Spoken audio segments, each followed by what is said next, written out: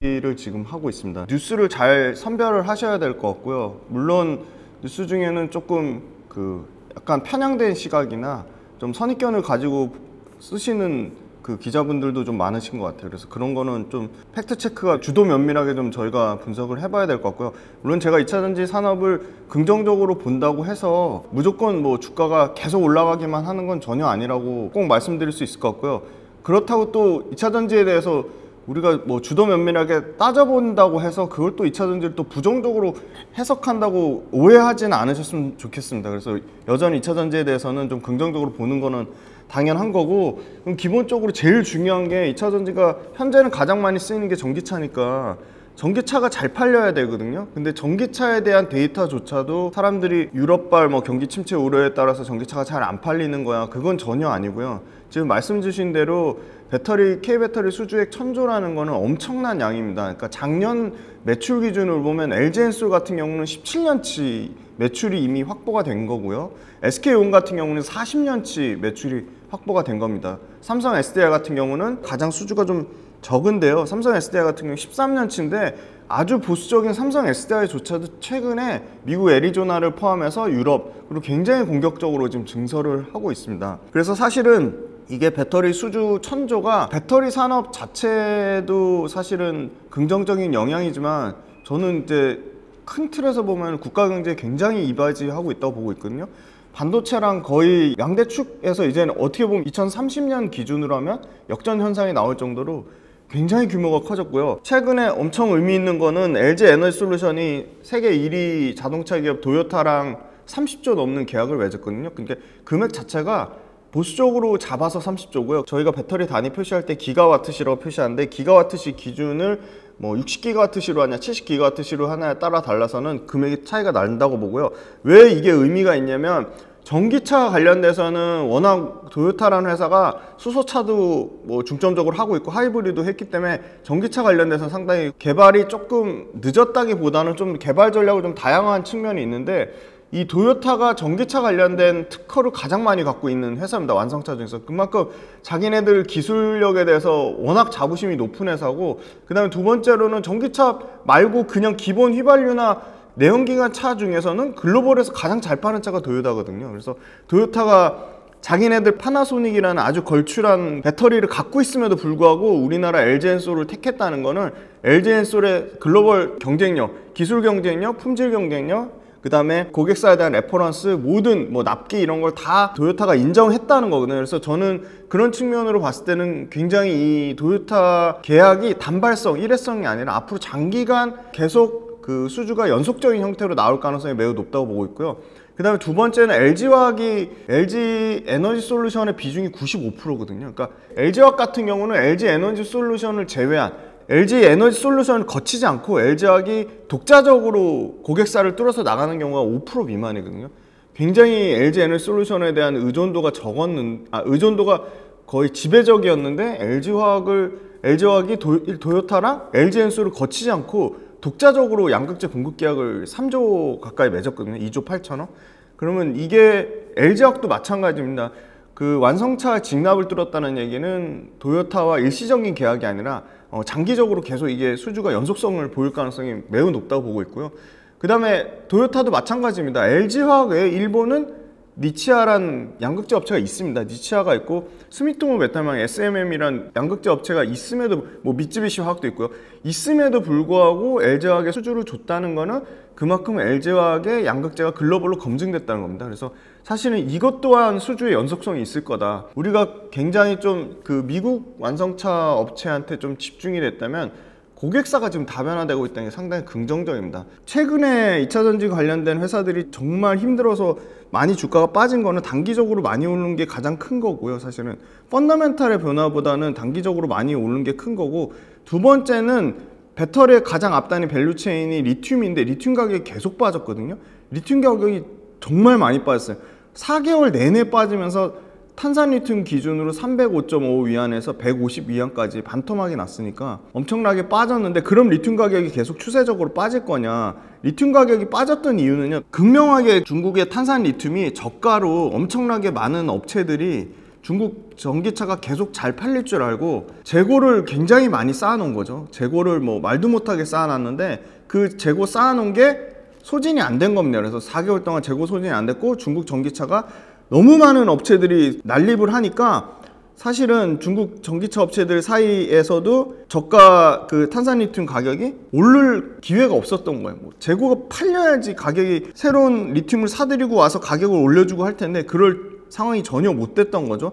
근데 다행인 거는 계속 시장에서는 부정적인 이슈를 쏟아냅니다. 리튬 가격 절대 못 올라 4분기에도 계속 빠질 거였는데 물론 이게 일시적일 수는 있지만 제가 요거 찍기 위해서 계속 리튬 가격을 매일 체크하고 있는데 오늘 기준으로 보니까 153.5 위안을 5일 동안 계속 유지를 하는 거예요. 그러니까 시장에서 계속 리튬 가격 빠질 거야 안 좋은 얘기 나와도 리튬 가격 하락이 멈췄다는 거는 그만큼 이 정도 가격이면 리튬 가격이 바닥권이라는 인식이 있습니다. 그게 첫 번째고요.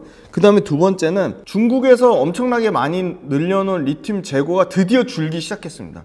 그러니까 중국도 그냥 계속 언젠가는 전기차가 팔리겠지 하고 막연하게 재고를 그냥 쌓아두기만 할 수는 없는 거죠. 어떠한 형태로든 중국에서 저가 탄산리튬을 공급하는 업체가 재고를 줄이기 시작했습니다. 그게 지금 우리가 월요일날 찍고 있는데 금요일날 바로 리튬 선물 가격에 반영이 돼서 리튬 선물 가격이 급등이 나왔습니다. 그래서 이게 우리가 한국자원정보서비스 코미스에 들어가면 리튬 가격을 매일 체크할 수 있는데 드디어 지난 금요일을 기점으로 리튬 가격이 올라오기 시작했고 10월 13일 아마 오늘 찍으면 더 올라갈 텐데 아마 150 위안에서 158.5 위안으로 리튬 가격이 올라오고 있거든요.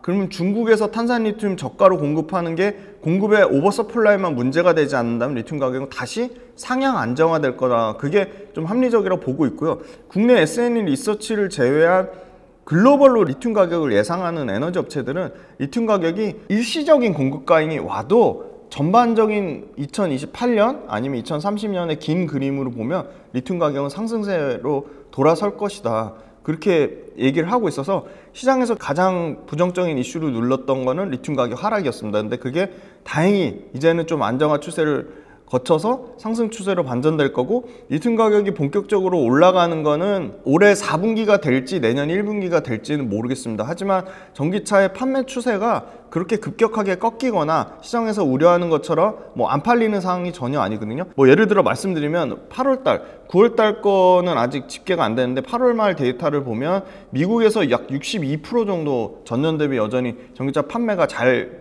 되고 있고요. 유럽은 우려했는데 유럽은 40%가 넘습니다. 여전히 유럽도 40% 넘게 팔리고 있고 중국만 자체적으로 아까 말씀드린 엄청나게 전기차 1등부터 3등 제외한 나머지 업체들이 상당히 뭐 파산할 정도로 어렵다고 했잖아요. 중국만 성장률이 급격하게 둔화됐고요. 그래서 북미하고 유럽은 여전히 견조하다. 그리고 우리가 맨날 말씀드린 전기차의 신차 기준 침투율이 북미는 아직도 9.2% 그러니까 10%가 채 안 됐으니까 뭐 5배, 7배 이상의 성장이 남아있고 유럽은 침투율이 많이 올라왔습니다. 유럽은 많이 올라와서 약 4%, 3% 그 정도니까 유럽은 23% 기준으로 잡아도 그래도 뭐 2.5배 정도의 성장은 있다. 에코프로 이제 실적이 지난 금요일에 나왔는데 물론 매출은 한 자릿수 줄었는데 영업이익이 이제 69% 줄어서 그거에 대해서 엄청나게 충격적으로 받아들이실 것 같은데 물론 시장에서 예상한 것보다도 더 많이 줄었어요. 그거는 당연히 충격적으로 볼 수밖에 없는 건 팩트인데 그러면 에코프로가 앞으로 에코프로 플러스 에코프로 BM 그리고 에코프로 이노베이션, 에코프로 머티리얼즈가 앞으로 계속 분기별로 계속 실적이 나빠질 거냐? 그건 전혀 아니라고 보고 있거든요.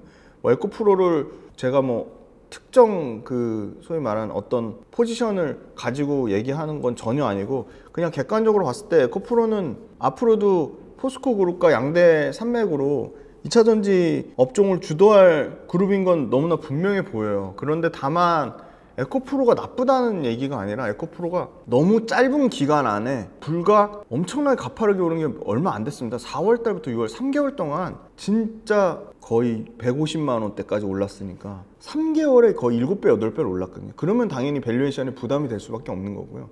에코프로 그룹의 문제는 아니라고 보고 있습니다. 주가 측면에서 부담이 된 거지 에코프로 자체는 펀더멘탈 견고하고요.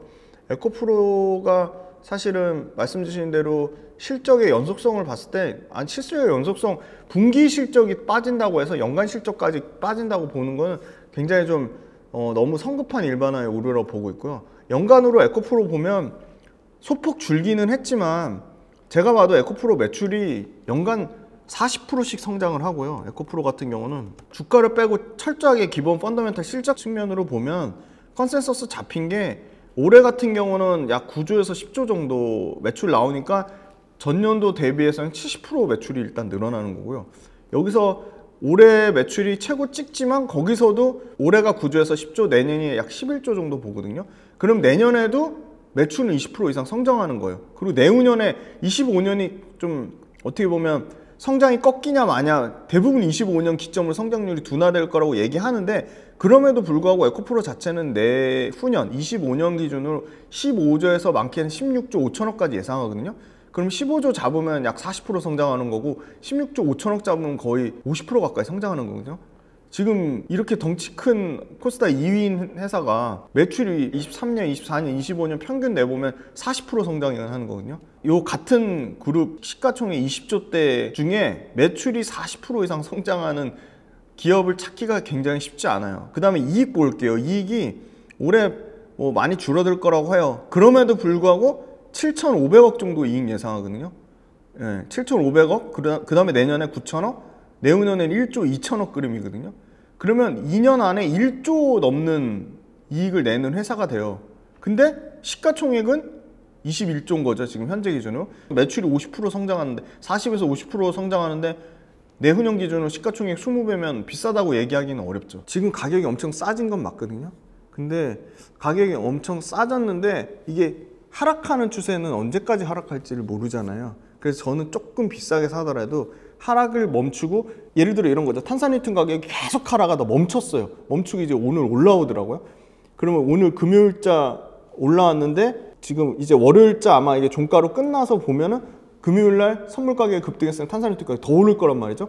계속 하락하다가 꺾인 추세가 어느 정도 일정 수준 유지됐을 때 그걸 안전하게 확인하고 조금 비싸게 사더라도 그게 들어오는 게 낫지, 계속 하락하는 추세에 사시는 거는 리스크가 좀 있다고 보고 있고요. 가격적으로 싸냐 비싸냐를 봤을 땐 싼 건 맞는 것 같아요. 전체적으로 다 너무 싸졌어요, 2차 전지 업체들이.